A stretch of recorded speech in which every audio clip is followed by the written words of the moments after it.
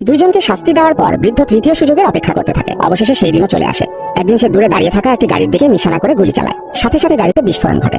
যদিও ছেলেটি মারা যায়নি, কিন্তু আগুনে তার শরীরের নিচের অংশ ভয়ঙ্করভাবে পুড়ে যায়। সে সারা জীবনের জন্য প্রায় অক্ষম হয়ে পড়ে। ঘটনার পর বৃদ্ধ দ্রুত ভিড়ের মানুষের মতো অভিনয় করে সেখান থেকে চলে যায়। এখন শুধু একজনই বাকি ছিল।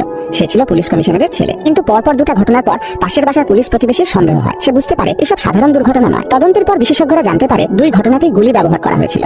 কমিশনার তখন বুঝে যায় এসব বৃদ্ধই করেছে। সে নিজের ছেলেকে সতর্ক করে দেয়। সে বলে, কিছুদিন বাইরে যেও না, বারান্দার কাছেও যেও না, কারণ তার দুই বন্ধু ইতিমধ্যেই ভয়ঙ্কর শাস্তি পেয়েছে। এই কথা শুনে ছেলেটা খুব ভয় পেয়ে যায়। সে তাড়াতাড়ি জানালার পর্দা টেনে দেয়। সে একটু শান্তি পেতে ফিফা সিজনে নিজের টাকা দ্বিগুণ করার চেষ্টা করে। ব্যাটন গেম থেকে সে টাকা দ্বিগুণ করে। আপনিও চেষ্টা করুন, কমেন্টে দেওয়া লিঙ্ক। পরদিন কমিশনার কয়েকজন পুলিশ নিয়ে বৃদ্ধের বাড়িতে আসে। তারা পুরো বাড়ি তল্লাশি করে, কিন্তু কিছুই খুঁজে পায় না। কমিশনার নিশ্চিত ছিল বৃদ্ধ বন্দুক লুকিয়ে রেখেছে। সে বৃদ্ধকে ভয় দেখিয়ে সত্যি বলতে বলে। ঠিক তখন দরজার বেল বেজে ওঠে। দেখা যায় খালা ভ্রমণ থেকে ফিরে এসেছে। সে নিজের বাড়ির চাবি নিতে এসেছে। এই কথা শুনে কমিশনারের হঠাৎ সন্দেহ হয়। সে সাথে সাথে পুলিশদের খালার বাড়িতে যেতে বলে। এদিকে বৃদ্ধ খুব ভয় পেয়ে যায়, কারণ বন্দুকটা খালার বাড়ির আলমারিতে লুকিয়েছিল। সে বুঝতে পারে এবার হয়তো ধরা পড়ে যাবে। তবু উপায় না থাকায় সে তাদের সঙ্গে যায়। খালার বাড়িতে গিয়ে কমিশনার পর্দা সরিয়ে দেখে সামনের বিল্ডিংটাই তার ছেলের গোপন আড্ডার জায়গা। সে সাথে সাথে বুঝে যায় এখান থেকেই গুলি চালানো হয়েছিল। এরপর পুলিশ ঘরের সব জায়গা খুঁজতে শুরু করে। ধীরে ধীরে তারা সেই আলমারির কাছে পৌঁছে যায়। বৃদ্ধ তখন ভয় আর টেনশনে ঘেমে যায়। কিন্তু আলমারি খুলে সবাই অবাক হয়ে যায়। ভেতরে বন্দুকের বদলে শুধু একটা ছবি ছিল। বৃদ্ধ নিজে হতবাক হয়ে যায়। সে বুঝতেই পারছিল না বন্দুক কোথায় গেল, কারণ সে নিজেই তো সেখানে লুকিয়ে রেখেছিল।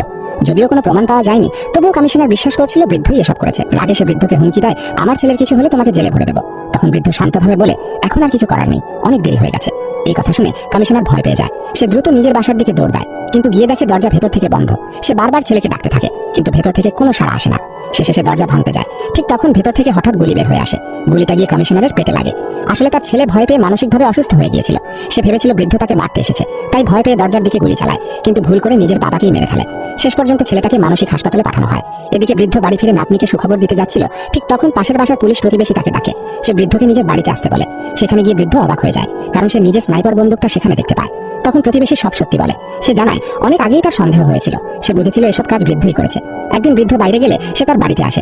বাড়ি খুঁজতে খুঁজতে সে জানতে পারে বৃদ্ধ প্রায়ই খালার বাড়িতে যায়। তাই সুযোগ বুঝে সে চাবি নিয়ে নেয়। তারপর আলমারি থেকে বন্দুকটা সরিয়ে ফেলে। কিন্তু সে বৃদ্ধকে পুলিশের হাতে দেয়নি, কারণ সে জানতো বৃদ্ধ বাধ্য হয়েই এসব করেছে। শেষ পর্যন্ত তিনটে খারাপ ছেলে নিজেদের শাস্তি পেয়ে যায়, আর ধীরে ধীরে নাতনির মনও ভালো হতে শুরু করে। অবশেষে তাদের জীবন আবার শান্ত হয়ে যায়। এভাবেই সিনেমার গল্প।